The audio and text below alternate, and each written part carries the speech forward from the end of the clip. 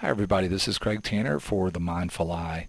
On Fridays on The Mindful Eye, we're going to feature the photo of the week on the Daily Critique, and this photo of the week was created by Brian, who is an advanced photographer from Pennsylvania. I'm going to give you the metadata and the backstory on this image first, and we know a good bit about the backstory because Brian created this image on the Mindful Eye's Location People Workshop, which was recently held in Savannah, Georgia.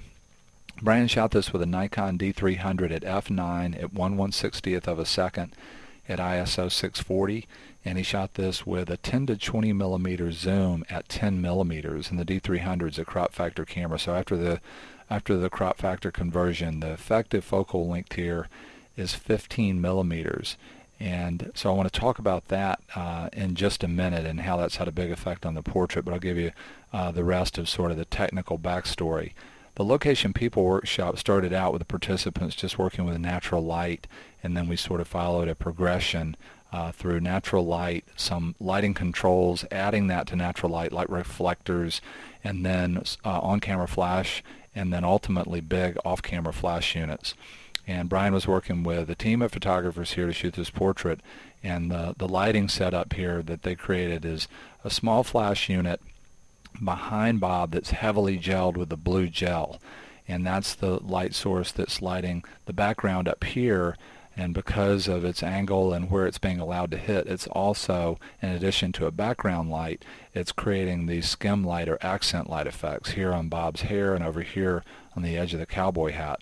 And then there's another off-camera flash unit to camera left that's gelled with a CTO gel, color temperature orange gel. And Brian's shooting this close to daylight white balance. So the main light's reading very warm, background light very cool, and then this is just a light that's in the space where we were shooting, which is a bar, an upstairs bar called Murphy's Law.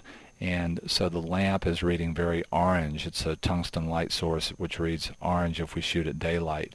And that lighting setup is a huge part of what is making this image so dynamic from a color standpoint. Blue and orange are a classic complementary color pair of opposites on the painter's color wheel, in addition to the difference in color making things very dynamic and creating a lot of depth. A couple of other things about the lighting design that's driving a lot of depth. One is the fact that the background light is also an accent light. These little kicker light effects can really create the feeling or the illusion of dimension in a portrait subject. The other thing too here is just the way the light's been controlled on the background. The fact that there is a shadow here and then you transition into the blue here.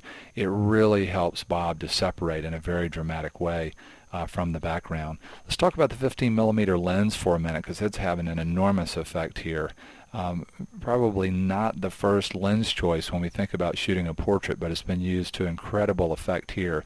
And I say probably not the first lens that we think of because in classic portraiture we're generally thinking of effective focal lengths, let's say between 80 or 90 millimeters and 150 or 180 millimeters. We're thinking of short telephoto or medium telephoto lenses that actually compress things. They make things seem like they're closer together than they are in reality. Here the wide-angle lens is creating this perspective distortion that's creating a big illusion of the distance being much greater than it is in reality from the peg head of the guitar here over to the top of Bob's head and over here to his right arm. And the thing about the camera and our lenses, the camera with the lens just sees so different in so many different ways than our eye sees. And one of the ways is this perspective distortion. If we're standing there and we're looking at Brian's group create this portrait, we would scan the scene and we would basically see a bunch of different snapshots in our brain. We would put that together.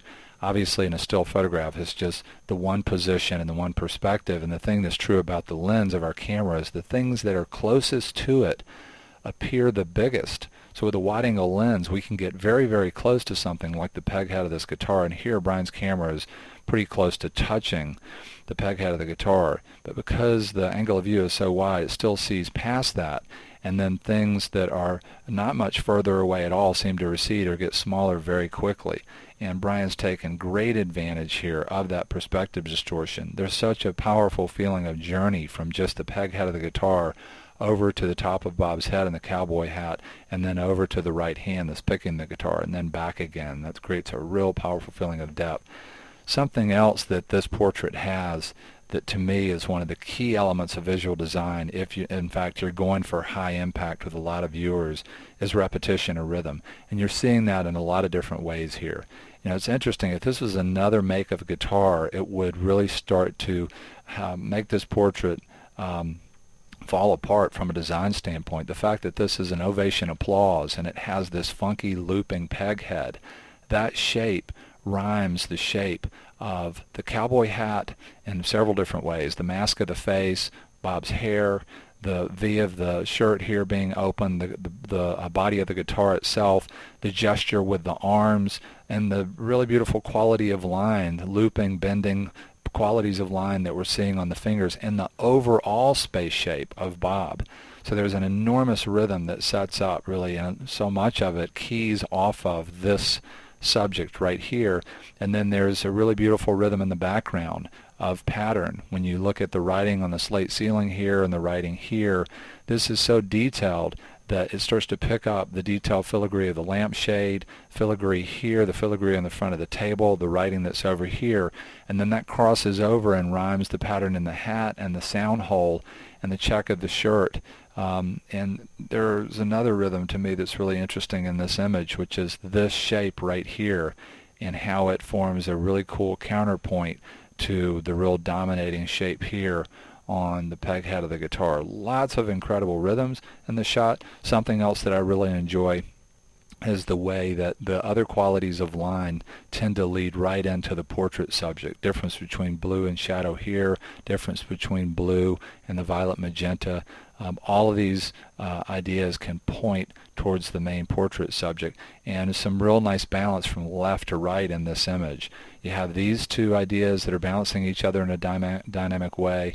There's a harmony there, and there's a harmony in between Bob and the lamp that's really nice from a balance standpoint. One last detail that I'll mention here before I talk about the expression is a really cool thing that's happening with the color. You obviously have the blue and the orange, but then you have the blue that changes into this violet magenta, and over here you kind of have yellow that then changes into this yellow-green type, and the yellow-green and the violet magenta are almost perfect color complements. And they're sort of neon colors, and that even kind of harmonizes or rhymes with the almost sort of neon over-the-top feeling of the color of light right when you look at the image. And then the last thing I would mention is Bob's expression. Bob is such a great model, and there's so much character in terms of Bob and how he reads in the story.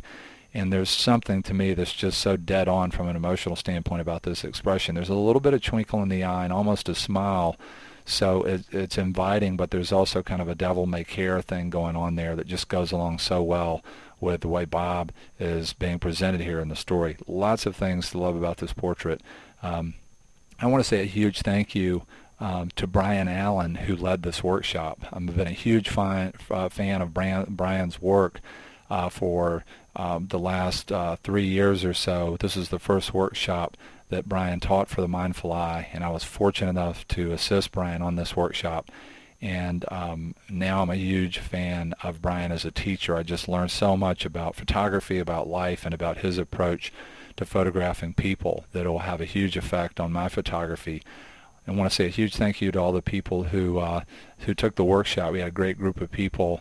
Lots of the portraits that were involved with lighting were made in groups, and people worked so well together. There was just so much incredible photography. I want to say a huge thank you to Bob, along with the other people that model for us.